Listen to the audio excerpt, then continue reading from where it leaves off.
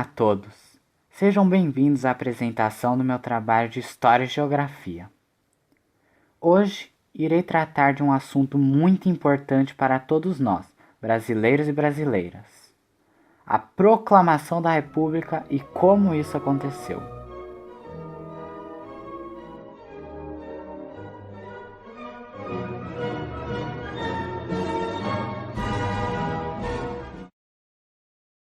A transição entre o Império e a República pode ser definida por algumas crises, das quais eu irei falar agora.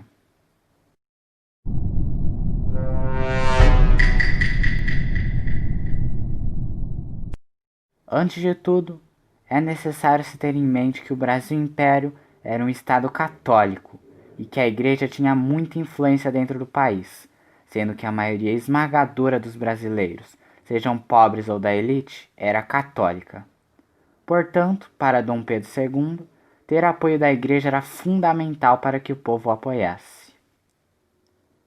Na década de 1870, o Papa Pio IX ordenou que todos os católicos ligados à maçonaria tivessem os privilégios cortados e impedidos de praticarem atos religiosos. Só um adendo: a Igreja Católica e a maçonaria eram inimigas há séculos e nunca tiveram boa relação. Quando Dom Pedro II ficou sabendo disso, decidiu intervir e impedir a aplicação dessa ordem. Ele fez isso pois a Lei do Padroado, criada há muitos anos, permitia que o imperador interferisse em assuntos religiosos quando bem quisesse. Apesar de essa lei não ter sido utilizada muitas vezes, Dom Pedro julgou necessária essa intervenção, pois poderia perder o apoio de grande parte da elite brasileira, que era ligada à maçonaria e eram cristãos também. Os bispos se revoltaram com essa ousada intervenção e se rebelaram contra o imperador. Ainda dentro da lei do padroado, Dom Pedro ordenou que os bispos rebeldes fossem presos, e assim foi feito. Imediatamente, essa decisão desagradou o povo e todos da elite que não estavam ligados à maçonaria, o que representava muitas pessoas. Assim, Dom Pedro começou a sofrer uma pressão absurda acerca deste assunto e, na década de 1880, cerca de 10 anos depois, decidiu libertar todos os bispos. A igreja, mesmo assim, se sentiu muito abalada com isso e imediatamente se afastou de Dom Pedro II. Agora, o império já não tinha mais a igreja a seu lado.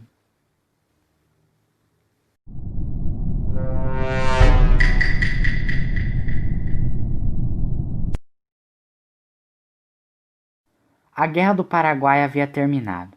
Os militares, agora orgulhosos e cheios de honras, se sentiram meio que deixados de lado pelo imperador Dom Pedro II.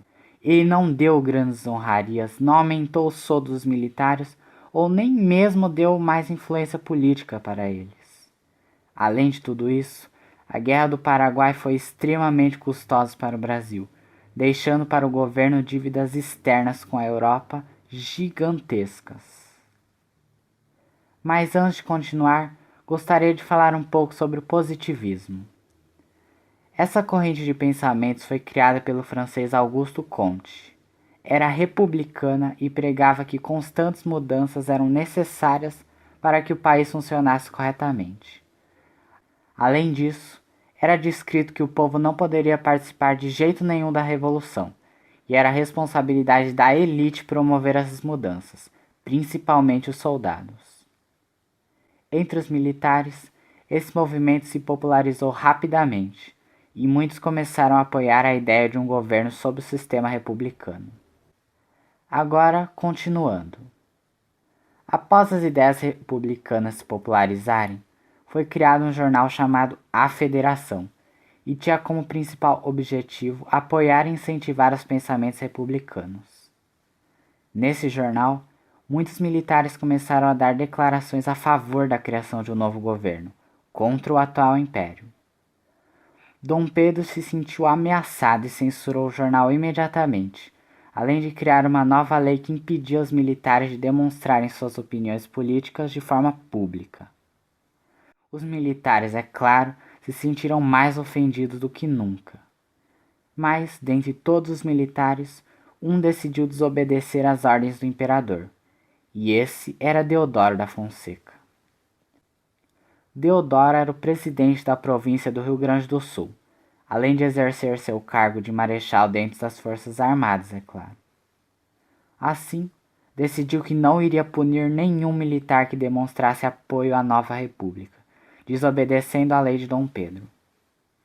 De pouco a pouco, os militares foram perdendo a confiança em Dom Pedro, e os republicanos agora formavam literalmente um grande exército. Mais uma vez, Dom Pedro sofreu uma pressão enorme e decidiu retroceder e cancelar a lei que havia decretado. Mas o exército reagiu de forma indiferente a tudo isso e continuou contra o atual governo. Agora, o império também não tinha mais o apoio do exército.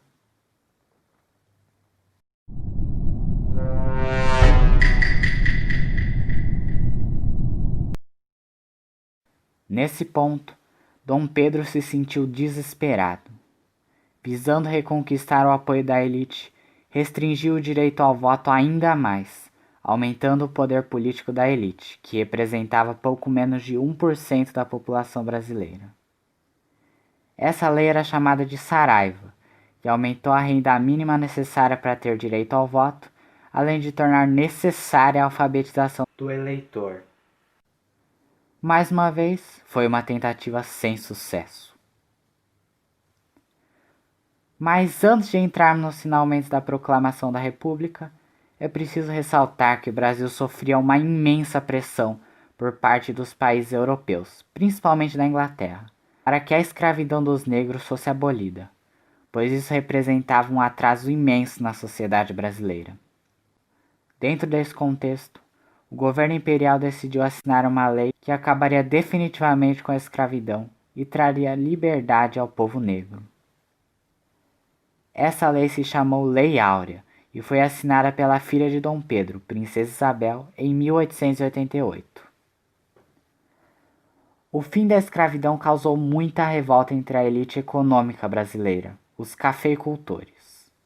O café naquela época era a principal atividade econômica, e os escravos eram de vital importância para que os lucros permanecessem altíssimos. Sem os escravos, os cafeicultores se sentiram em dificuldades e colocaram toda a culpa em Dom Pedro. Agora, finalmente, a última parte da elite já não apoiava Dom Pedro. Dom Pedro estava completamente isolado politicamente. Perdera o apoio do povo e de todas as parcelas da elite. Não conseguiria mais manter o império. Então, no dia 15 de novembro de 1889, aproveitando-se da fraqueza do imperador, o exército inicia uma marcha para a tomada do poder, tendo consentimento de todas as outras parcelas da elite. Depuseram todos os ministros. A família real foi informada de que o império havia caído e que deviam voltar para a Europa imediatamente. E assim foi feito. Partiram 2 dias depois, no dia 17 de novembro, para Portugal. A República estava sendo proclamada. Os militares decidiram que Deodoro da Fonseca seria o primeiro presidente desse novo governo, a Primeira República. Mas esse período já é uma outra história. E quem sabe irei falar sobre isso um outro dia. Resumindo, o Império do Brasil virou uma república, pois o governo de Dom Pedro se mostrou antiquado e desgastado, e um líder fraco e debilitado pela idade não era capaz de conduzir um Brasil num período tão complexo como esse. Sendo assim, a República assumiu esse papel, conduzindo nosso país até os dias de hoje. Muito obrigado por acompanharem a minha apresentação até aqui e até a próxima.